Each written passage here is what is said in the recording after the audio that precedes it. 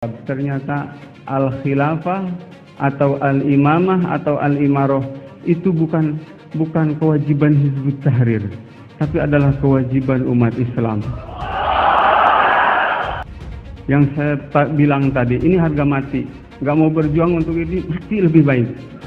Wong ulama yang ngajarin sesat aja laku kok.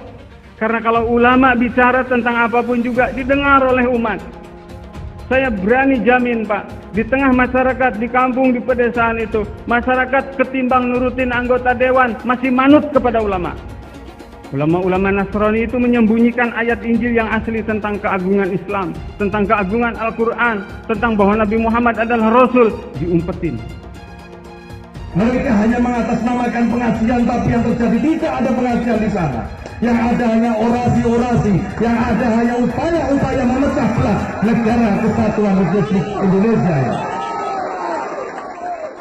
Suatu ketika, sahabat-sahabat sekalian, jika ada kelompok-kelompok yang seperti ini lagi datang ke Garut mengatasnamakan pengajian, tetapi orang yang melakukan pidato di pengajian itu bermaksud untuk memecah belah persatuan kita. Sahabat-sahabat sekalian, apa yang harus kita lakukan? Apa yang harus kita lakukan? Apa yang harus kita lakukan? Sejak tahun 1945 yang konon Indonesia ini merdeka, berarti sudah berapa puluh juta atau berapa ratus juta bangsa Indonesia yang mati disyirikkan, dikafirkan oleh sistem.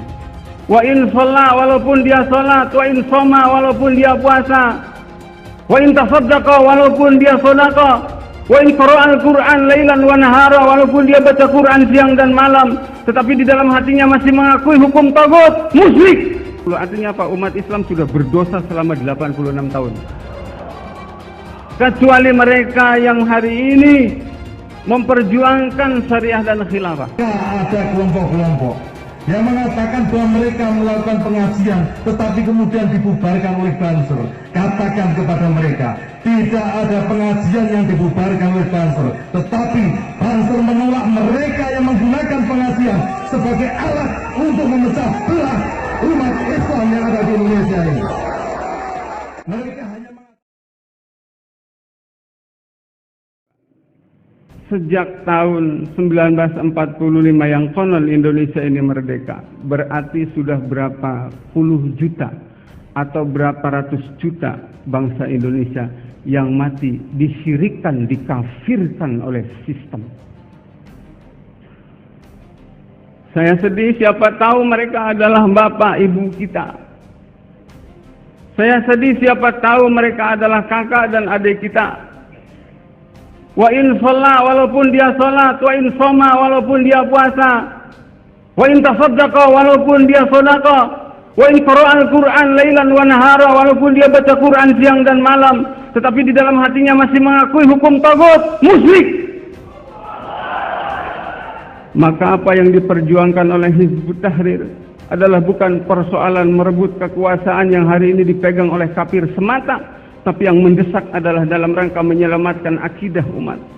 Wala ya ayyuhalladzina amanu taqullaha haqqa tuqatih wala tamutunna illa wa antum muslimun.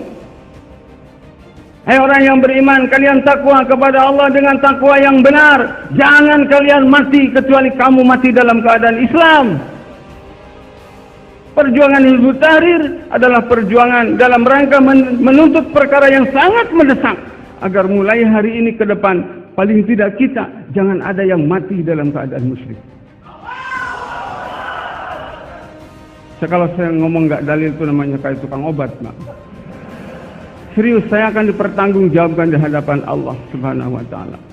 Ngebohongin orang gampang, tapi tidak bisa ngebohongin Allah Subhanahu wa Ta'ala. Sekarang ini banyak orang pintar memplantar pelintir dalil. Kayak si laknatullah Obama datang, banyak sekarang orang paham hafal hadis. Dipelintir hadisnya, man kana yu'minu billah wal yaumil akhir falyukrim dhaifahu. Ini namanya ulama yang sudah kena racun. Tidak heran itu karenanya Rasul sendiri yang bilang bahwa ulama itu ada ulama akhirat dan ada ulama dunia. Ulama dunia adalah ulama aswa'u halan minal kalbi, kelakuannya lebih jelek daripada anjing. Para hadirin yang dirahmati Allah Subhanahu wa taala, kemudian khilafah. Kalau tadi betul kata guru kita dari Jombang, bab khilafah itu di kitab-kitab pesantren dipasangnya di terakhir di rata-rata setelah bab Al-Bughot. Jadi kalau walaupun pesantren 9 tahun, bab khilafah nggak ketemu. 12 tahun ini karena aslinya dari Cirebon, saya disilaturahmin oleh ikhwan saya dari Hizbut Tahrir. Yang kemudian saya tertantang untuk lebih banyak membuka kitab. Ternyata Al-Khilafah atau Al-Imamah atau Al-Imaroh itu bukan kewajiban Hizbut Tahrir, tapi adalah kewajiban umat Islam. Yang saya bilang tadi, ini harga mati. Gak mau berjuang untuk ini, mati lebih baik. Kenapa para sahabat itu serius ngurusin tentang khilafah? Karena makhafata ayyadhamahum amrun. Karena takut umat keburu dilanda dengan berbagai persoalan. Maka waktunya hanya 3 hari. Dan itu menjadi kesepakatan ulama Ahlus Sunnah wal Jamaah.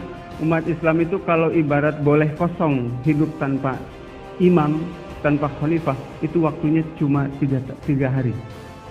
Dan khilafah itu tumbang di Turki tahun 1924. Artinya apa? Umat Islam sudah berdosa selama 86 tahun. Kecuali mereka yang hari ini memperjuangkan syariah dan khilafah. Sekaligus juga saya menjawab bahwa bohong dan fitnah kalau dibilang pesantren itu tidak ada pelajaran tentang khilafah. Kalau belum diajarin, iya, tetapi pelajarannya ada. Oleh karenanya tepat Hizbut Tahrir hari ini menggandeng para ulama sebagai bagian dari upaya mengajak kerjasama, bukan menggurui. Bila perlu nanti kita yang muda ini di belakang aja dah. Giliran nyiapin panggung, nyiapin mic, nyiapin speaker, kita yang kerja. Giliran yang tausiahnya ulama sajalah. Kita ridho, Pak. Jadi ini yang diingatkan adalah ahli kitab. Kalau hari ini ada yang benci orang kafir tuh, orang Kristen tuh benci Islam, bakar Quran segala macam. Itu karena iktidak mereka kepada ulama-ulamanya dulu.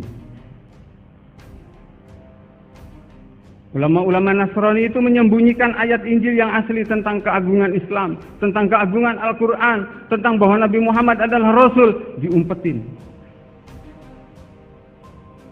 Jadi korban penyesatan orang Kristen hari ini itu dari ulama-ulamanya.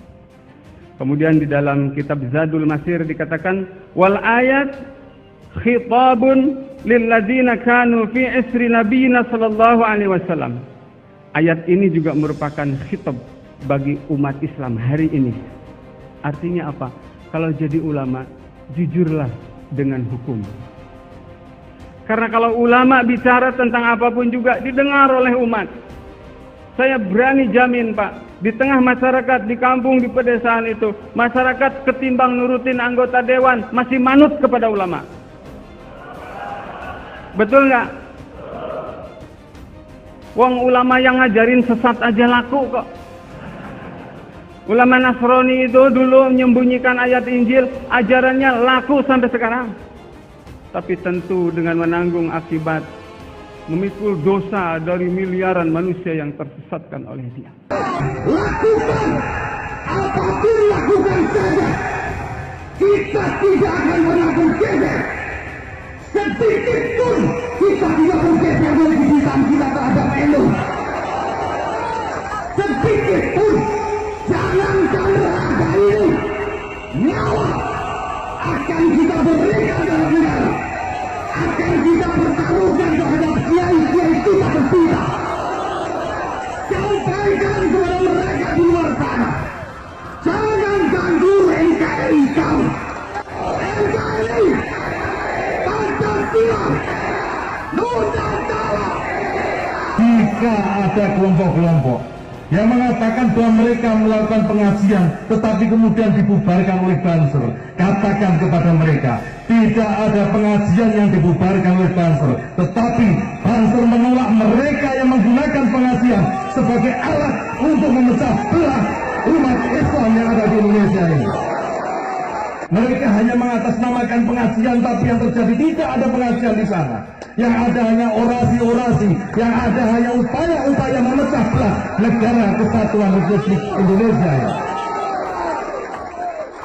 Suatu ketika, sahabat-sahabat sekalian, jika ada kelompok-kelompok yang seperti ini lagi datang ke Garut mengatasnamakan pengajian, tetapi orang yang melakukan pidato di pengajian itu bermaksud untuk memecah belah persatuan kita. Sahabat-sahabat sekalian, apa yang harus kita lakukan? Apa yang harus kita lakukan? Apa yang harus